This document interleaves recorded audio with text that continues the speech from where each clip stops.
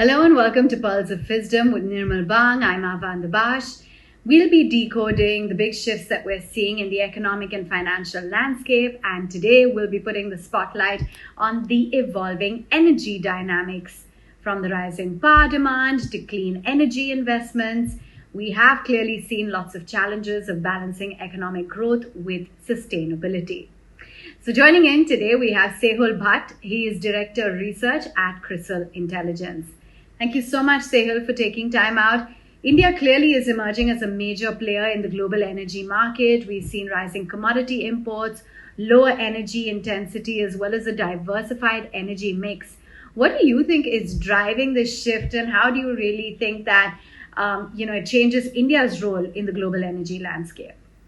So if you look at India's current energy basket, almost half and slightly higher than that share is contributed by coal. We have almost one-fourth of contribution coming in from crude oil, and we have 6 to 7% contribution of gas into the energy mix. The issue here is that all the three commodities that I mentioned, they have very high input dependency. Coking coal and crude oil have upwards of 90% input dependency. Again, the thermal coal has almost 20% dependency on imports, and the gas has almost half of dependency coming in from import side. Net, when you add these commodities, I think almost one-fourth of India's import bill is driven by imports of these three inputs. So how do we see these trends changing over the medium to long term? First, on the crude oil side, I don't think significant change is likely, at least over the medium term. We see crude oil demand continuing, at least for the 5 to 7 years. And we see somewhere in sync with what even IEA has mentioned, the demand could plateau somewhere in 2035 or so. In case of a non-coking coal, I think RE adoption is supporting the kind of requirement, and hence I think the dependency on coking coal while it will continue on the non-coking coal, I think the RE adoption is going to support the incremental requirement. On the gas side, the last point is on the mission that government has spoken about, where the objective is to increase the share from 6% to 15% over a medium term. And that will be done through pushing demand for gas-based fuel. And this will also entail partnerships on the LNG supply side. Right, and unlike China's early 2000s, the kind of growth that they saw, India's industrial expansion that has expected to be led by high value manufacturing and renewables. So what is making our trajectory different for India, and how will that impact the long-term energy strategy? If you compare India's share of manufacturing GDP, it's somewhere around 17 to 18%, lower than what some of our neighboring and peer countries are operating at. When you compare this with Korea, Vietnam, Malaysia, China, all of them have 24 to 26% of manufacturing share in GDP. What it means is that while there are several steps taken by the government, and those started, I think, long back, when the thrust on infrastructure was put as a first priority. We see enhancing physical infra, supporting the overall logistic efficiency. We see focus of backward integration in many cases, where I think the value addition is a key priority for the government in terms of PLI targets as well. When you add this with the opportunities that are emerging in the emerging sectors or sunrise sectors that everybody refers to, there are three E's: electronics, energy transition, as well as the EV ecosystem. When you put together, I think the journey towards the high-end manufacturing is obviously, it has already begun, and we see more traction as we move ahead. Now, net, when you add all of this, given that some of these are very heavy investments and capex driven, involving sophisticated machinery and requires a strong input on the consumption of energy as well, I think we see a strong growth of CNI segment into the overall power sector. Plus, if you compare this and correlate this with the focus of many of the large conglomerates on the renewable side adoption, I think the net RE adoption is going to be strengthened as we move on. Okay. What about power demand? Because that is seen doubling to nearly 4,000 TWh, and that will be driven by coal, renewable energy. Do you think that we can realistically meet these targets without compromising the climate commitment? Our in-house view is that the power demand growth is going to be 6 to 7% per year, at least for the next 4 to 5 years time. And it's not only the GDP growth that is highly correlated here, but we see incremental parameters such as changing temperature pattern, monsoon pattern, manufacturing pace, agricultural activities, increasing penetration of consumer durables, as well as changing consumption pattern. All of this are put together influencing the power demand. Now, to address this, obviously the supply also needs to adapt, keeping in mind three things. One, how do you ensure you keep pace with demand? Second, how do we also achieve the kind of vision that government has put in by 2030 of achieving 500 gigawatt of Panchamrit target under non-fossil capacities? And at the same time, how do we also address the issue of peak demand and the changing load pattern? So we have seen that when you add this up and when you look at the action on ground and some of the trends which are evolving, very evidently we see the share of non-fossil fuel increasing very significantly in terms of overall capacity, installed base of capacity over the next 4 to 5 years. In fact, our view is that while the demand of power will grow by 6 to 7% per year, the capacity addition of non-fossil fuel will be upwards of 15% per year, largely driven by solar.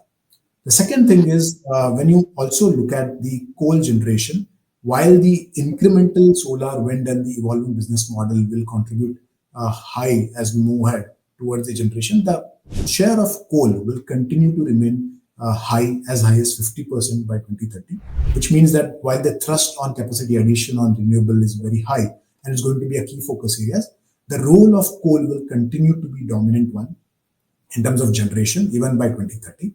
And lastly, as we move ahead, as you see more share of renewable capacity coming in terms of generation, we also see business models around battery ecosystem, mixed resources coming together to cater to the evolving demand needs of both residential and the domestic demand, CNI demand, as well as agri-related demand.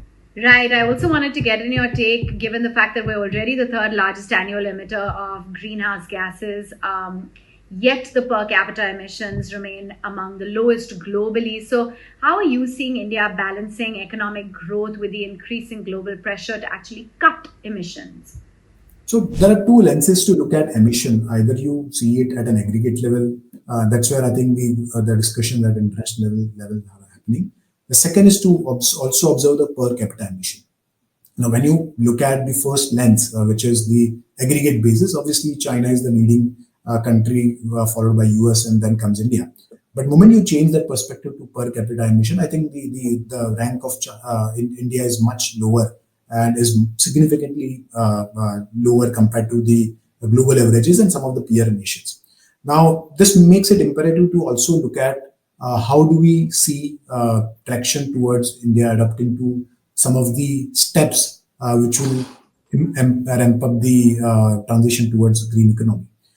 We have seen that first, and obviously the focus comes on the sectors which are contributing highly towards the carbon emission. So there are three sectors where I think the action is very much visible. First and the foremost is the energy or the power sector, where we see, and I already spoke in the previous point, that the renewable space or the non-fossil fuel capacity addition is going to play an important role. And we already see traction in terms of large capacity getting added on the renewable space. Second, if you observe this more from a manufacturing or the industrial side, companies are adapting to the immediate basis, they are adapting to renewable resources. But we also see over a medium to long term, I think the adoption of green hydrogen, CCUS will definitely help companies in chemicals, steel, cement sectors to move to the cleaner emission norms. And lastly, and the thirdly, is the mobility sector, where we have seen rapid transition and increasing penetration of EVs is also pushing some of the OEMs to move towards the new launches and also build capacity on this front. So I think net when you look at these three key sectors which currently are contributing large part of the emission, I think the action is already there on ground, and it will take still some time for this to come out in terms of significant reduction in the emission. Lastly, I think not to forget that in terms of power, as I mentioned, despite the focus of renewable coming in very strongly, I think the coal is going to remain a key contributor even by 2030 in terms of overall generation. And as electrification spreads across industries and households, The power related emissions as well are set to rise. So, what kind of policy interventions or what kind of technological innovations do you think are crucial to keeping these emissions in check while also sustaining growth? Absolutely. So I think the government and the policymakers have been using both a push as well as the intervention towards ensuring the trend and the consumption patterns change and adopt to the evolving supply dynamics. To give you an example, the time of the day tariff, which was announced, it's a dynamic pricing of ensuring that the demand as well as supply dynamics evolve and they match, not creating unnecessary pressure on the system when the supply and demand dynamics are not in sync. For example, if you look at, as per the policy, if you look at the solar hours, I think the tariff will be relatively lower compared to the normal, where your generation is better. But if you look at some of the peak hours or non-solar peak hours, I think the tariff can be slightly higher than the normals. So all of these are, I think, policy intervention which are also in a way pushing demand patterns to adapt to the supply dynamics. Similarly, if you look at some of the intervention that policymakers are doing on the consumption pattern, you would have seen that the consumer durables, AC for that matter, with increasing temperature during summer season, penetration has been going very high. So BEE has been ensuring that the star rating and awareness is created. At the same time, there is also a policy and the mandate which also requires companies to put 24-degree as a default temperature setting. So all of these, including intervention like smart metering, RPO targets, are policies which are putting a quick check between demand supply dynamics as they evolve. Okay. I wanted to also get in your take, given that India has, required an estimated $600 billion in terms of the power sector over the next decade. Where do you think we will see this capital come from? What needs to be done to actually attract more investors, global, domestic? So I think our view is that over the next 5 years, the capex needed for the sector would be somewhere around 25 to 27 lakh crore. Almost 3/4 of this capex will be needed in the generation side, essentially to increase the capacity of renewable resources led by solar, wind in the mixed one. We also see the contribution of transmission and distribution into the overall capex. These two, transmission as well as distribution, forming the rest 25% of the funding need that I mentioned. Now, large part of the generation capacity addition we see being done by the private players, and that's where I think the funding becomes very, very critical. If you observe some of the large conglomerates, the availability of funding is ensured through either internal accruals. We also see bond market playing an important role, both domestic as well as international, when it comes to fundraising. For some of the other companies, we see bank funding as well as funding from infra and BFCs playing an important role. On the equity side, while we have seen some of the companies raising equity fund, we also see good traction in terms of asset monetization. Private equity transactions are also very strongly happening. So I think that the key area that requires attention would be how do we see re-adoption towards the MSME C&I sector, and I think I think the consultation and the industry inputs along with the government policy will definitely play a role as we move ahead. Because I think from a large corporate's point of view, the adoption is very quick, but we see that pace to be muted when we look at C&I consumers from the MSME sector. And while discoms are struggling with the transition to clean energy, there's a massive opportunity across renewables, battery storage, and even green fuels. So according to you, which are some of the sectors that are seeing the most traction, and where do you see the next big investment wave? So I think there are 2 to 3 sectors where I think the strong momentum is observed. If this question was to be discussed, I think 5 years back, the common answer would have been solar and wind. But I think today they have become the normal part of the industry. So going ahead, I think the 3 areas that we believe will continue to have high focus from both private sector as well as from a policy point of view would be, while the solar capacity will continue to remain a key thrust area, because we are looking at a huge momentum and capacity addition, at least for the next 3 to 4 years timeline. So that's a one area where we believe that the capacity will almost double. In fact, will be slightly higher than the double quantum from current 100 gigawatt to close to 250 gigawatt by 2030. The second element is that when the contribution of non-fossil fuel increases in the overall capacity, I think the importance of battery ecosystem will also evolve. We see that playing very crucial role as we move ahead, and I think by 2030 that's also going to be a very critical part of overall power supply ecosystem. While today the focus is more on the PSP, but I think BESS, which is battery system, that is also going to get great momentum. We already see that action on ground, and I think from an adoption and real life commercially viable examples would be seen over the medium term very quickly. We also see this supported by recent regulation where I think 10% of capacity is also mandated as a combination of battery in all solar projects. Lastly, the third is the focus area on the PV manufacturing. You would have seen in government intervention as well as policy focus that backward integration is very, very critical part. And we see that in solar PV manufacturing ecosystem, where the government has been pushing companies to manufacture locally. And this has been done through both trade as well as non-trade dynamics. We also see support of PLI policy into the manufacturing of first, which started with cell to module, and now from wafer to cell to module. So I think that's also a thrust area where we are seeing good traction from private players. Right. And we've also seen the Pradhan Mantri Surya Ghar Yojana. There's a 20,000 crore rupee allocation that could add about 7 to 8 gigawatts of residential capacity for solar. What kind of a game changer is this for the solar sector? So I think so far the traction has been decent, I would say, on the rooftop solar scheme. The quick math here is that if you look at the target of 1 crore households, an average of 3 kilowatt kind of a solar rooftop plant per household would bring overall capacity at the end of this mission timeline to around 30 gigawatt. Now, as of January 25, I think only 7 lakh households were covered, which means the penetration has been so far 7%. However, when you add up the kind of budget allocation that we have seen, upwards of, I think, close to 20,000 crore of an allocation is done.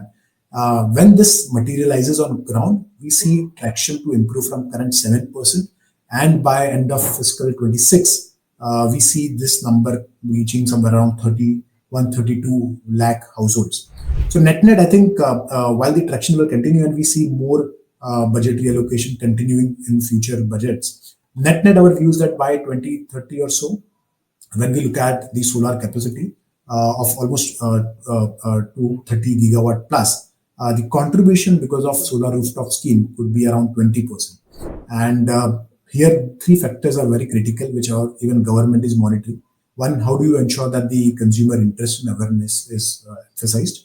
2, how do you also make a procedural aspect easy so that the adoption becomes very quick? And lastly, the cost economics, which obviously we have seen that in terms of increasing subsidy by government over the last 2 years. How do you ensure that this cost economics are explained well to households, especially in tier 2, tier 3 locations? And I think the mix of awareness, energy cost dynamics, and procedural ease, I think these 3 factors will remain critical as we see more traction on the solar rooftop. And finally, the US tariffs on steel, that was also expected to impact global trade. But with just 2% of India's finished steel exports going to the US, is this really a concern for Indian steelmakers, or are there bigger challenges at play? So I think there is a wider horizon with which we should look at this entire announcement. If you directly measure the impact, the answer would be no major repercussion we see on steel industry on a direct basis. To give you a perspective, I think from India's point, the export share is close to 5 to 6% in terms of India's total production.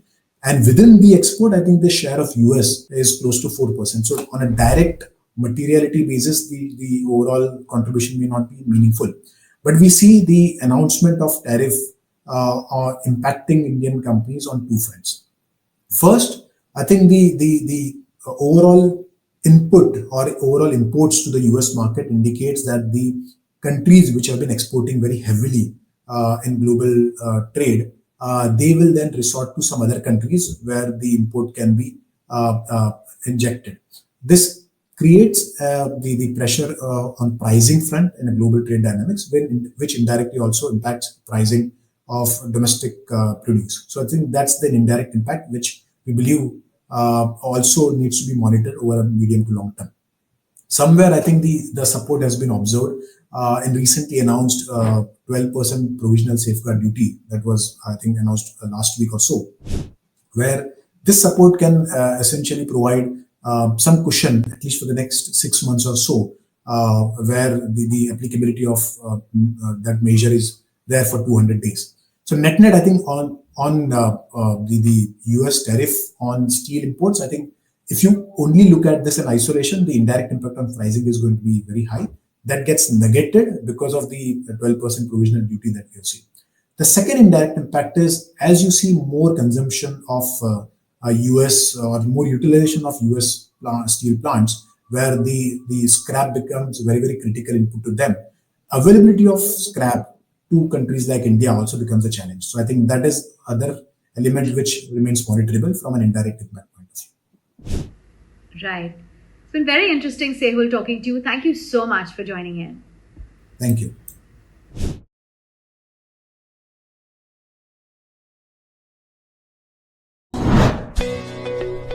Subscribe to our YouTube channel and click on the bell icon to never miss an update from Nirmal Bang.